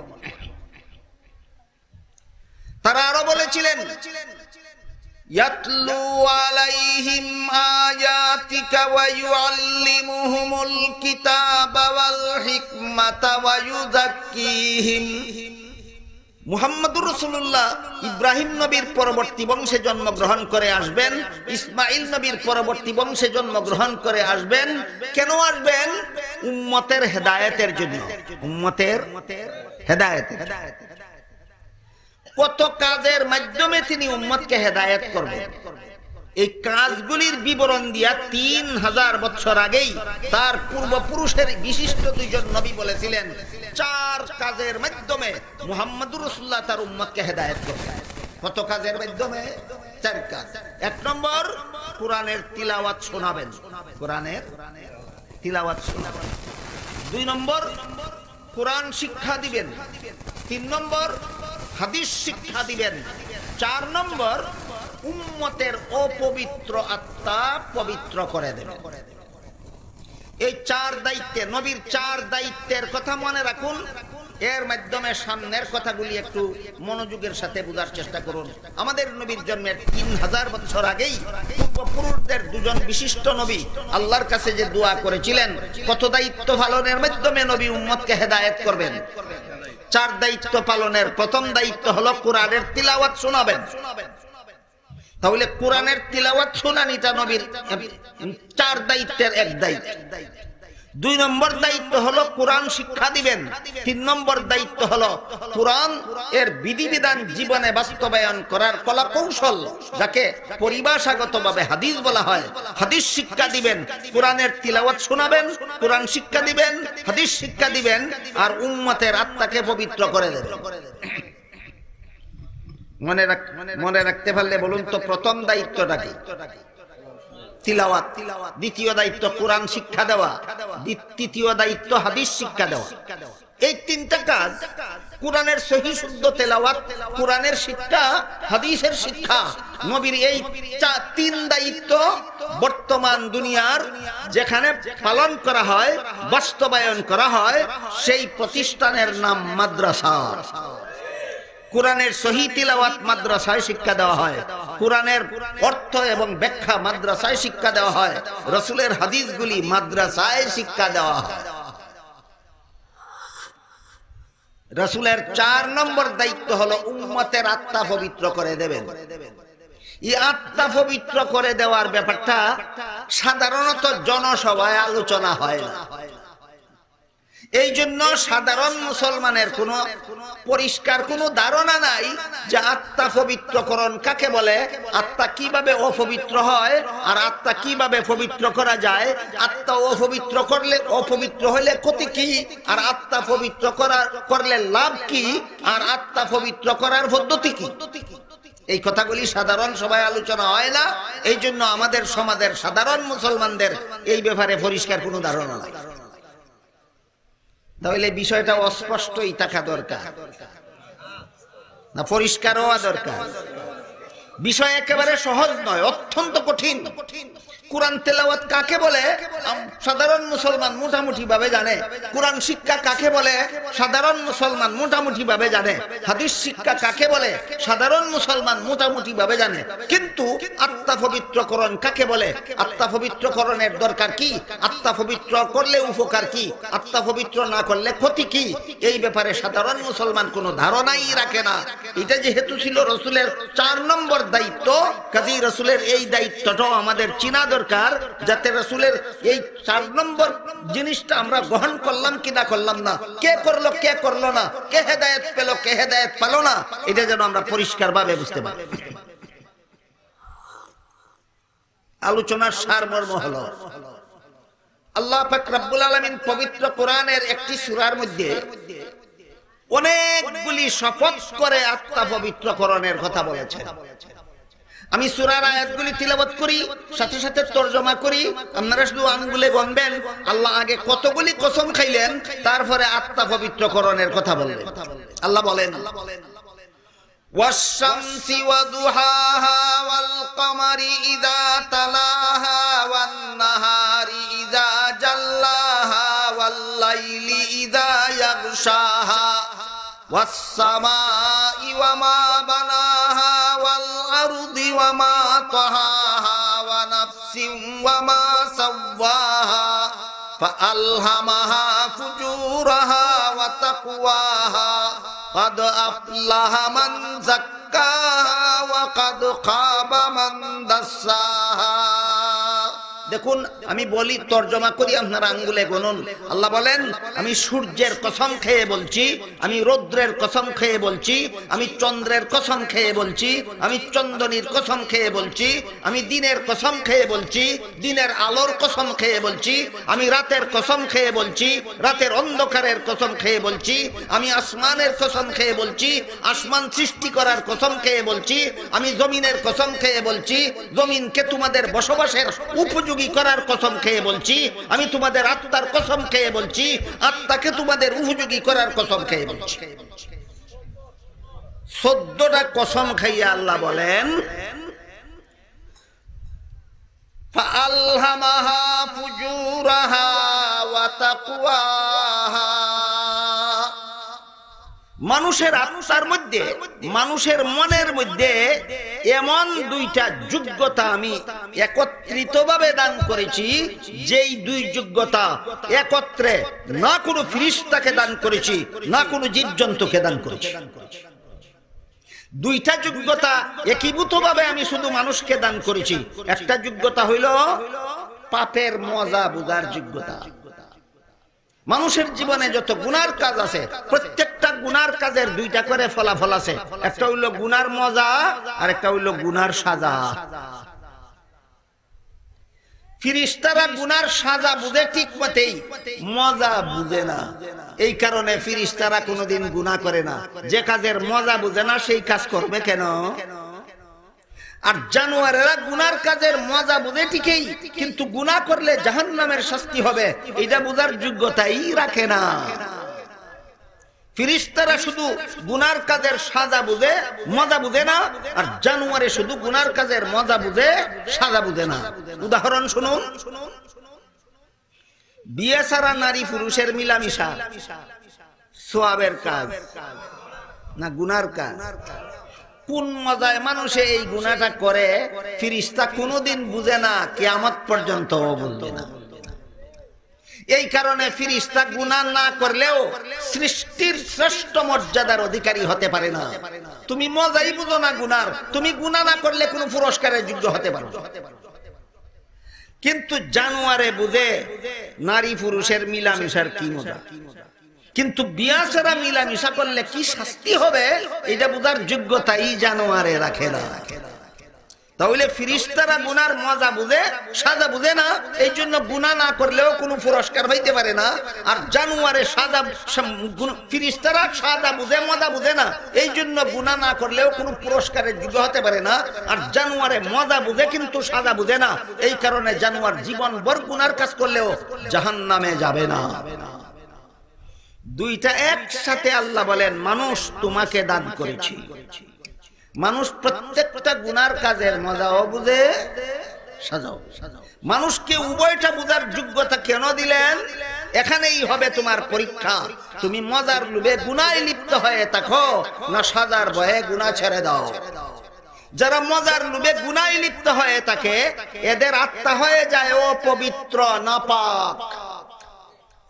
আর যারা আল্লাহর সাজার ভয়ে যথারীতি তওবা করে গুনাহ ছেড়ে দেয় তাদের আত্মা হয়ে যায় পাক পবিত্র। অপবিত্র আত্মাওয়ালার জন্য আল্লাহ জাহান্নামের শাস্তি নির্ধারণ করেছেন, আর পবিত্র আত্মাওয়ালার জন্য আল্লাহ জান্নাতের নিয়ামত নির্ধারণ করেছেন। আত্মা কিভাবে নাফাক হয়, আত্মা কিভাবে ফাঁক হয়? নাফাক হইলে ক্ষতি কি, ফাঁক হইলে লাভ কি? দেখুন তো প্রশ্নের জবাবগুলি ক্লিয়ার হচ্ছে কিনা। মজার লোভে গুনায় লিপ্ত হইলে মানুষের আত্মা হয় নাপাক, তখন সে জাহান্নামের শাস্তির যোগ্য হয়। আর শাস্তির ভয়ে, জাহান্নামের ভয়ে তওবা করে গুনাহ ছেড়ে দিলে নাপাক পবিত্র, পাক পবিত্র হয়ে যায়। নাপাক আত্মা পাক পবিত্র হয়ে যায়, সে আবারও জান্নাতের যোগ্য হয়ে যায়। এর সোজা উদাহরণ আপনার পাক পবিত্র গায়ের জামা। এই জামাতে যদি গোবর লাগে, গোবর, তখন জামা পাক থাকে না, নাপাক হয়ে যায়। এই জামা আর নামাজে ব্যবহার করার যোগ্য থাকে না। এখন জামাটা ফেলে দিবে, কি করতে হবে? পবিত্র পানির দ্বারা ধুইলে এই গোবরের নাপাক এই জামাত থেকে পবিত্র দূরে সরে গেলে এই নাপাক জামাটাই আবার যেভাবে পাক পবিত্র হয়ে যায়, ঠিক তেমনি ভাবে মানুষ গুনাহ করলে তার আত্মা নাপাক হয়। এই আত্মাওয়ালা জান্নাতে যাওয়ার যোগ্য থাকে না। আল্লাহর শাস্তির ভয়ে যথারীতি তওবা করে যখন গুনাহটা ছেড়ে দেয় তখন তার গুনাহটা মাফ হয়ে যায়, তার অপবিত্র আত্মাটা আবার পাক পবিত্র হয়ে যায়। আমি তো আশা করি আমার কথা বুঝে থাকলে আমরা এখানে যারা যারা বসা আছি প্রত্যেকেই মনে মনে টের পাওয়ার কথা যে আমার আত্মাটা পাক না নাপাক। আমারটা আপনি টের নাও পেতে পারেন, আপনারটা আমি টের নাও পেতে পারি, কিন্তু প্রত্যেকেরটা তো মনে মনে টের পাওয়ার কথা। আমি যদি মনে মনে জানি আমি চুরি করি, আমি যদি মনে মনে জানি আমি ডাকাতি করি, আমি যদি মনে মনে জানি আমি মিথ্যা কথা বলি, আমি যদি মনে মনে বলি আমি মিথ্যা মামলা করি, আমি যদি মনে মনে জানি আমি মিথ্যা মামলার সাক্ষী হই, আমি যদি মনে মনে জানি আমি সুদ খাই, আমি ঘুষ খাই, আমি মদ খাই, আমি গাঞ্জা খাই, আমি খুন খারাপি করি, আমি জিনা ব্যভিচার করি, আমি সন্ত্রাস করি, তাহলে অবশ্যই বুঝতে পারি আমার আত্মাটা পবিত্র না অপবিত্র। আমার কথা বুঝে থাকলে বলুন তো, এই সমাজে কতজন মুসলমানের আত্মা অপবিত্র আর কতজন মুসলমানের আত্মা পবিত্র? যে এক্সরে মেশিনের দ্বারা ধরা পড়বে না যার যার মনের কাছেই ধরা পড়ে? প্রত্যেকটা পবিত্র আত্মাওয়ালা মনে মনে জানে আমি অপবিত্র আত্মা নিয়ে সমাজে বসবাস করি, কিন্তু সমাজের কাছে স্বীকার করে না। মনে মনে বুঝে আমার আত্মাটা নাপাক, সমাজের কাছে কয় না, কয় আমি বড় পবিত্র আত্মার অধিকারী।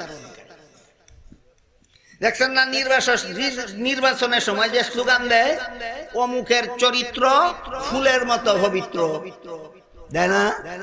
অমুকের চরিত্র ফুলের মতো পবিত্র। কেমনে কেমনে নির্বাচন দাঁড়াইলে পরে চরিত্র কিভাবে ফুলের মতো পবিত্র থাকে? এটা কি ভোটারেরা বুঝে না? যে দাঁড়াইছে হে বুঝে না, সেও বুঝে। তাইলে অনেকে আবার ক্যান্ডিডেটকে দোষাদোষি করে, ক্যান্ডিডেটকে দোষাদোষি করে যে ক্যান্ডিডেট পাস করলে পরে এই সুদ খায়, ঘুষ খায়, এই করে সেই করে। আমি বলতে চাই যিনি নির্বাচনে পদপ্রার্থী হন ইনি আগে ঘুষ খান না, যারা ভোট দেন তারা আগে ঘুষ খায়।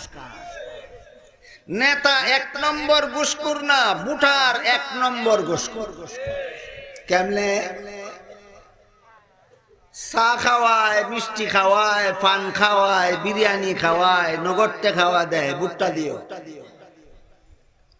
খাইয়া দাইয়া কয় আমার ভোট আমি দেব, যাকে ইচ্ছা তাকে দেব। এই দুইটা স্লোগানের একটা সঠিক, একটা ভ্রান্ত।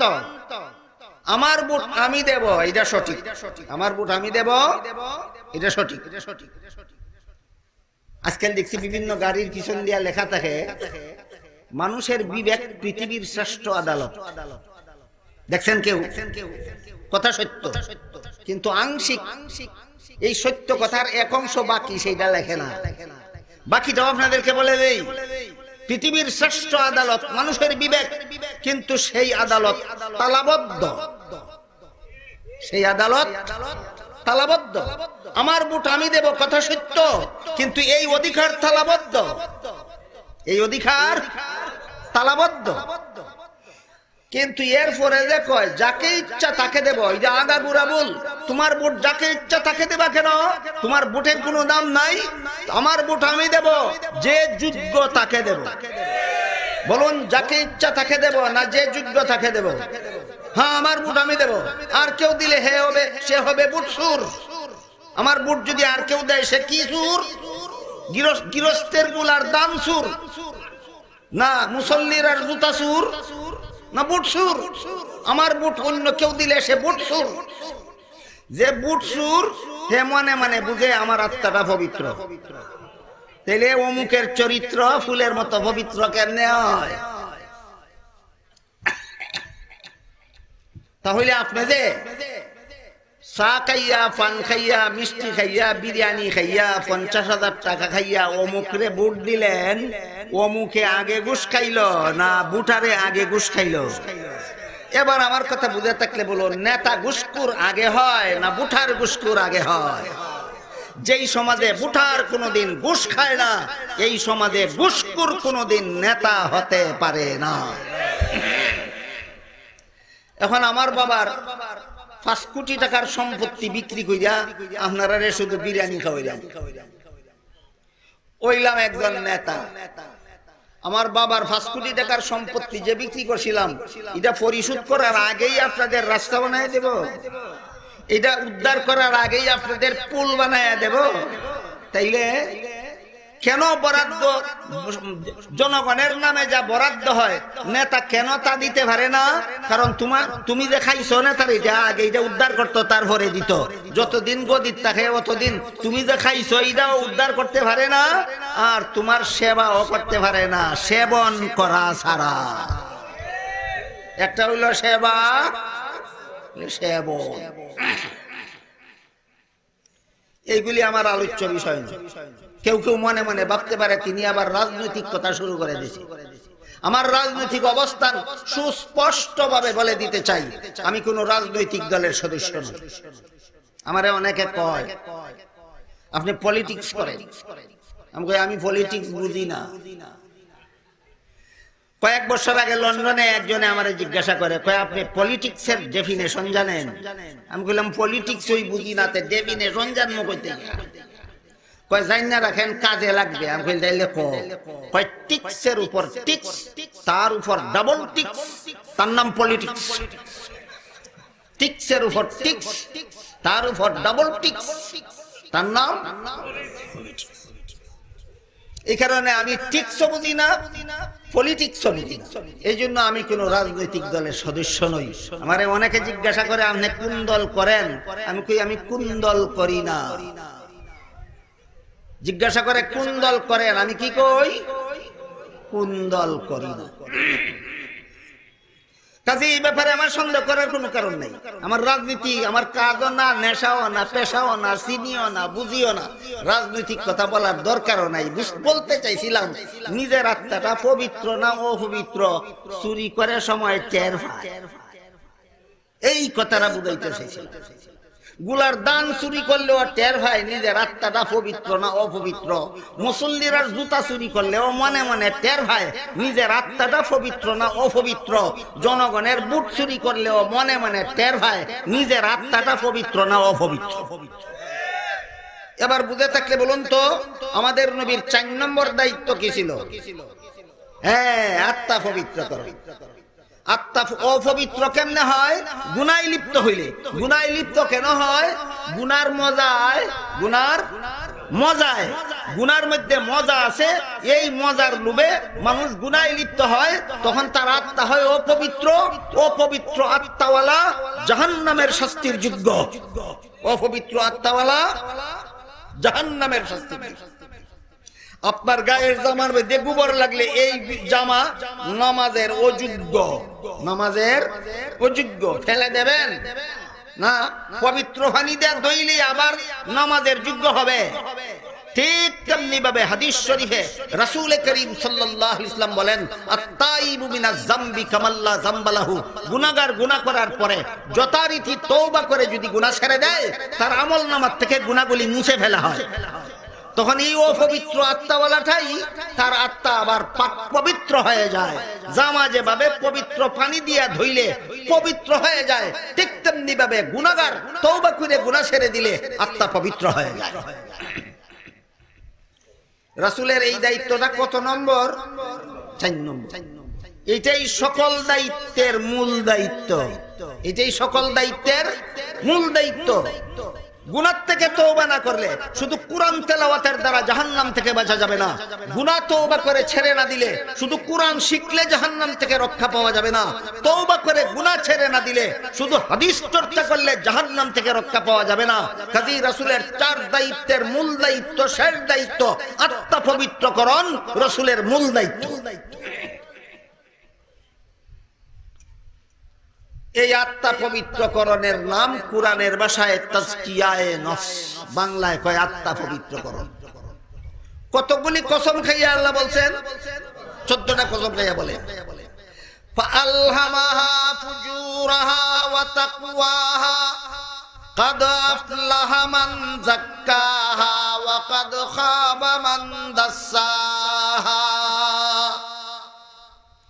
14টা কসম খাইয়া আল্লাহ বলেন, যে ব্যক্তি আত্মা পবিত্র করলো তার জীবন সফল হয়ে গেল, যে ব্যক্তি আত্মাকে অপবিত্র করে নিল তার জীবন বিফল হয়ে গেল। আত্মা পবিত্রকরণ সাফল্য জীবনের চাবিকাঠি, আত্মা অপবিত্রকরণ বিফল জীবনের চাবিকাঠি। বুঝলেন কিনা আত্মা পবিত্রকরণ অপবিত্রকরণের ফলাফল? এই জন্য হাদিস শরীফে রাসূল করিম সাল্লাল্লাহু আলাইহি ওয়াসাল্লাম বলেন, ইন্না ফিল জাসাদি মুদগাতান ইযা সালুহাত সালুহাল জাসাদু কুল্লুহু ওয়া ইযা ফাসাদাত ফাসাদাল জাসাদু কুল্লুহু আলা ওয়া হিয়াল কলব। অবশ্যই মানব দেহে একটা পিণ্ড আছে, এই পিণ্ডটা যতক্ষণ শুদ্ধ থাকে তার সকল কাজকর্ম শুদ্ধ থাকে। পিণ্ডটা যখন অশুদ্ধ হয়ে যায় তার সকল কাজকর্ম অশুদ্ধ হয়ে যায়। পিণ্ডটার নাম হৃৎপিণ্ড, পিণ্ডটার নাম হৃৎপিণ্ড। ইংরেজিতে কয় হার্ট, বাংলায় কয় হৃৎপিণ্ড, কুরআন হাদিসের ভাষায় বলে কলব। চিকিৎসা বিজ্ঞানীদের সাথে কুরআনের এই ঘোষণার সামান্য গরমিল আছে। চিকিৎসা বিজ্ঞানীরা বলেন হৃৎপিণ্ডের 2টা দায়িত্ব, একটা হলো বিশুদ্ধ রক্ত সমস্ত শরীরে পাম্পিং সিস্টেমে সাপ্লাই দেওয়া, আর একটা হলো অবিশুদ্ধ রক্ত, দূষিত রক্ত পাম্পিং সিস্টেমে ফুসফুসের ভিতরে পৌঁছে দেওয়া। হৃৎপিণ্ডের এই 2 দায়িত্ব ছাড়া কোনো দায়িত্ব নাই। তারা এই পর্যন্তই আবিষ্কার করতে পারছে। মুফাসসিরিনে কেরাম লেখেন হৃৎপিণ্ডের আসল দায়িত্ব সম্পর্কে এখনো পর্যন্ত বর্তমান দুনিয়ার চিকিৎসা বিজ্ঞানীরা অবগত হতে পারেনি। হৃৎপিণ্ডের আসল দায়িত্ব শুধু সমস্ত শরীরে বিশুদ্ধ রক্ত সাপ্লাই দেওয়া নয়, হৃৎপিণ্ডের আসল দায়িত্ব শুধু ফুসফুসের ভিতরে অবিশুদ্ধ রক্ত সাপ্লাই দেওয়া নয়, হৃৎপিণ্ডের আসল দায়িত্ব হইল মস্তিষ্ককে সৎ কাজের অথবা অসৎ কাজের নির্দেশ দেওয়া। মস্তিষ্কের হৃৎপিণ্ড থেকে নির্দেশ আসে, তখন মস্তিষ্ক সমস্ত শরীরের অঙ্গ প্রত্যঙ্গের দ্বারা হৃৎপিণ্ডের নির্দেশকে বাস্তবায়ন করে। এটা একটা তাত্ত্বিক আলোচনা, বুঝলে বুঝেন, না বুঝলে নাই, সুসরল সুজা আলোচনায় যায়। আল্লাহ রাসূল বলেন মানুষের দেহের মধ্যে একটা পিণ্ড আছে, এই পিণ্ডটা যদি শুদ্ধ হয় তাহলে তার সকল কাজকর্ম শুদ্ধ হয়, পিণ্ডটা যদি অশুদ্ধ হয় তাহলে তার সকল কাজকর্ম অশুদ্ধ হয়। আল্লাহ রাসূল বলেন পিণ্ডটার নাম হৃৎপিণ্ড। খুব সুজা ভাষায়, জনসাধারণের ভাষায়, সরল মুসলমানের ভাষায় কই, মন। যার মন পবিত্র তার কাজকর্ম পবিত্র, যার মন অপবিত্র কাজকর্ম অপবিত্র। এই মন পবিত্র করা যেন তোমার জীবনের সকল কাজকর্ম পবিত্র হয়, মনের পবিত্রতা শিক্ষা দেওয়া, উম্মতের অপবিত্র মনকে পাক পবিত্র করে দেওয়া রাসূলের চতুর্থ দায়িত্ব। এইটাই মূল দায়িত্ব, এইটাই আসল দায়িত্ব। উম্মতের আত্মাকে পাক পবিত্র করার মাধ্যমে উম্মতকে জাহান্নামের শাস্তি থেকে মুক্তির পথ প্রদর্শন করে জান্নাতে পৌঁছার পথ প্রদর্শন করা। এই উদ্দেশ্যেই আল্লাহ মুহাম্মদুর রাসূলুল্লাহকে, এই উদ্দেশ্যেই সমস্ত নবী রাসূলকে, এই উদ্দেশ্যেই সমস্ত নায়েবে নবী হক্কানি উলামায়ে কেরামকে দুনিয়াতে পাঠান। অপবিত্র আত্মাওয়ালাদের আত্মাকে পবিত্র করো, জাহান্নাম থেকে বাঁচাও, জান্নাতের পথ দেখাও। এই দোয়া করেছিলেন ইব্রাহিম আলাইহিস সালাম ছেলে ইসমাঈলকে নিয়ে। আমাদের নবীর জন্মের 3000 বছর পরে যখন নবী জন্ম হইলেন, তখন আল্লাহ বলেন, হুয়াল্লাযী বা'আসা ফিল উম্মিয়্যিনা রাসূলাম মিনহুম ইয়াতলু আলাইহিম আয়াতিহি ওয়া ইউযাক্কিহিম ওয়া ইউআল্লিমুহুমুল কিতাবা ওয়াল হিকমাহ ওয়া ইন কানু মিন ক্বাবলু লাফি দালালিম মুবিন। এটা হলো সূরা জুমআর 2 নম্বর আয়াত, যা বিজ্ঞাপনে আমার নামে লেখা আছে। 3000 বছর আগে ইব্রাহিম আলাইহিস সালাম ছেলে ইসমাঈলকে নিয়ে যে নবীর 4 দায়িত্ব পালনের মাধ্যমে উম্মতকে হেদায়েত করার দোয়া করেছিলেন, নবীর জন্মের 3000 বছর আগেই দোয়া মঞ্জুর হয়ে গেছিল, দোয়া কবুল হয়ে গেছিল। এই কবুলিয়তের ঘোষণা, দোয়া যে মঞ্জুর হয়ে গেছে এর ঘোষণা দিয়া সূরা জুমআর 2 নম্বর আয়াতে বলেন, সেই আল্লাহ তোমাদের, সেই আল্লাহ উম্মীদের মধ্যে সেই নবী পাঠাইলেন। আল্লাহ কাদের মধ্যে সেই নবী পাঠাইলেন? বাসাফিল উম্মিয়্যিনা রাসূলান, উম্মীদের মধ্যে সেই রাসূল পাঠাইলেন। উম্মি কি? উম্মুন শব্দ থেকে উম্মি, আরবি ভাষায় উম্মুন অর্থ মা। মায়ের গর্ভ থেকে সন্তান ভূমিষ্ঠ হয় ক খ গ গ শিখা অবস্থায়, আলিফ বা তা সা শিখা অবস্থায়, ABCD শিখা অবস্থায়, না নিরক্ষর অবস্থায়। প্রতিটি মায়ের গর্ভ থেকে প্রতিটি সন্তান নিরক্ষর অবস্থায় ভূমিষ্ঠ হয়। এই জন্য আল্লাহ বলেন উম্মীদের মধ্যে নবী পাঠাইলেন, নিরক্ষর মায়ের গর্ভে নবী পাঠাইলেন। এই জাতিটাই ছিল নিরক্ষর। এই জাতিটা, এই কুরাইশ বংশের লোকেরা নিরক্ষর ছিল। তার অনেক ব্যাখ্যা আছে, অনেক কঠিন ব্যাখ্যা আছে, অনেক সহজ ব্যাখ্যা আছে, অনেক লম্বা ব্যাখ্যা আছে, অনেক সংক্ষিপ্ত ব্যাখ্যা আছে। সেই আলোচনার দিকে যাচ্ছি না। শুধু উম্মি শব্দের অর্থ হইল নিরক্ষর, এটা মনে রাখুন। আল্লাহ পাক রব্বুল আলামিন নিরক্ষর জাতি কুরাইশ বংশের মধ্যে নিরক্ষর মায়ের গর্ভে মুহাম্মদুর রাসূলুল্লাহকে জন্ম দিলেন। কেন? এই কেনর জবাব অনেক তথ্যপূর্ণ জবাব, অনেক বিজ্ঞান সম্মত জবাব, অনেক দার্শনিক জবাব। একটু গভীর মনোযোগ দিয়ে শুনতে হবে, বুঝতে হবে। আল্লাহ পাক রব্বুল আলামিন নিরক্ষর জাতিতে আমাদের নবীকে জন্ম দিলেন কেন? নিরক্ষর মায়ের গর্ভে জন্ম দিলেন কেন? একমাত্র কারণ, যদি আল্লাহ পাক রব্বুল আলামিন আমাদের নবীকে একজন পণ্ডিত মায়ের গর্ভে জন্ম দিতেন, একটা পণ্ডিত জাতিতে জন্ম দিতেন, একজন পণ্ডিত বাবার ঘরে জন্ম দিতেন, তাহলে এই পণ্ডিতেরা আমাদের নবীকে অক্ষর শিক্ষা দিত। প্রথমে কি শিক্ষা দিত? অক্ষর শিক্ষা দিত। আমাদের নবীকে আলিফ বা তা সা শিক্ষা দিত। যদি অক্ষর জ্ঞানের পণ্ডিত বাবা হইতো, বাবাই শিক্ষা দিত। অক্ষর জ্ঞানের পণ্ডিত মা হইলে মায়ে শিক্ষা দিত। অক্ষর জ্ঞানের পণ্ডিত জাতি হইলে জাতিয়ে শিক্ষা দিত। তখন হইতোটা কি? তখন আমাদের নবী হইতেন ছাত্র, আর যে শিক্ষা দিল সে হইতো উস্তাদ। ছাত্রের চেয়ে উস্তাদের মর্যাদা বেশি হয়। অথচ আল্লাহ আমাদের নবীকে সমস্ত জগৎবাসীর চেয়ে বেশি মর্যাদা দিয়েছেন। কেউ যেন এই নবীকে একটা অক্ষর শিক্ষা দেয়াও, শিক্ষকতার মর্যাদা যেন আমাদের নবীর উপর লাভ করতে না পারে। আমাদের নবী যেন সমস্ত জগৎবাসী শিক্ষকদের শিক্ষক হতে পারেন। এই জন্য আল্লাহ আমাদের নবীকে নিরক্ষর জাতিতে জন্ম দিয়েছেন, নিরক্ষর মায়ের গর্ভে জন্ম দিয়েছেন। একটু সহজ সরল ভাবে আমাদের নবী যদি এমন মায়ের গর্ভে জন্ম দিতেন যে মায়ে এই সন্তানদের আলিফ বা তা সা শিখাইতেন, তাহলে মা হইতেন উস্তাদ। আর ছেলে হইতেন ছাত্র। বলেন তো উস্তাদ ছাত্র দুইজনের মধ্যে কার মর্যাদা বড় হয়? তখন তো আমাদের নবীর চেয়ে বড় মর্যাদাওয়ালা আরেকজন বাইরিত। আমাদের নবীর চেয়ে বড় মর্যাদাওয়ালা শিক্ষক হইয়া তার মাও যেন হতে না পারেন, আমাদের নবীর চেয়ে বড় মর্যাদাওয়ালা তার শিক্ষক হইয়া তার বাবাও যেন না হতে পারেন, আমাদের নবীর চেয়ে বড় মর্যাদাওয়ালা বংশের কোন পণ্ডিত শিক্ষক হইয়া যেন আমাদের নবীর চেয়ে এই শিক্ষাদানকারী শিক্ষক যেন হতে না পারেন। এই জন্য আল্লাহ পাক রব্বুল আলামিন নিরক্ষর জাতিতে জন্ম দিয়েছেন। এই নবীকে কেউ অক্ষর শিক্ষা দিতে যেন না পারে, এই নবীর উস্তাদ যেন হতে না পারে।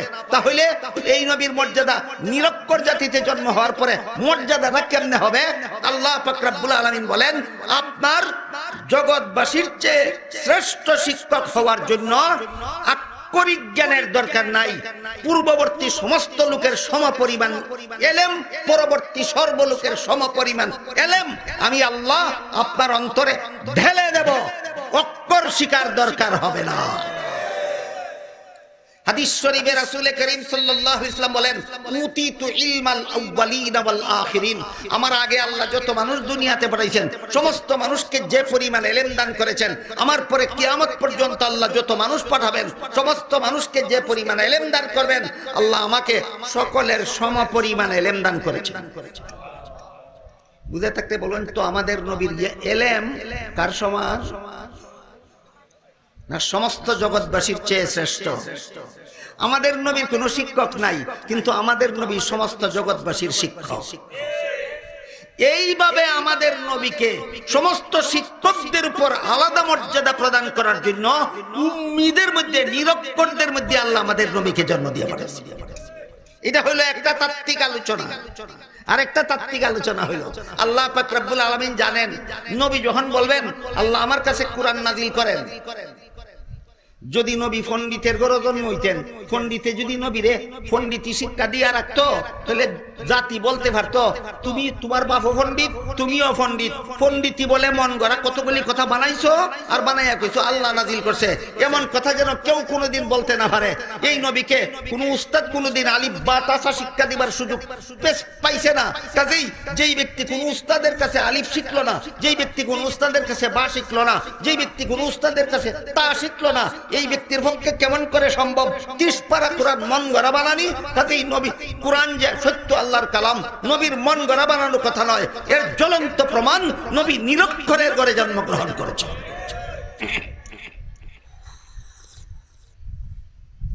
আনুষঙ্গিকভাবে আরেকটা দিকে আপনাদের ইঙ্গিত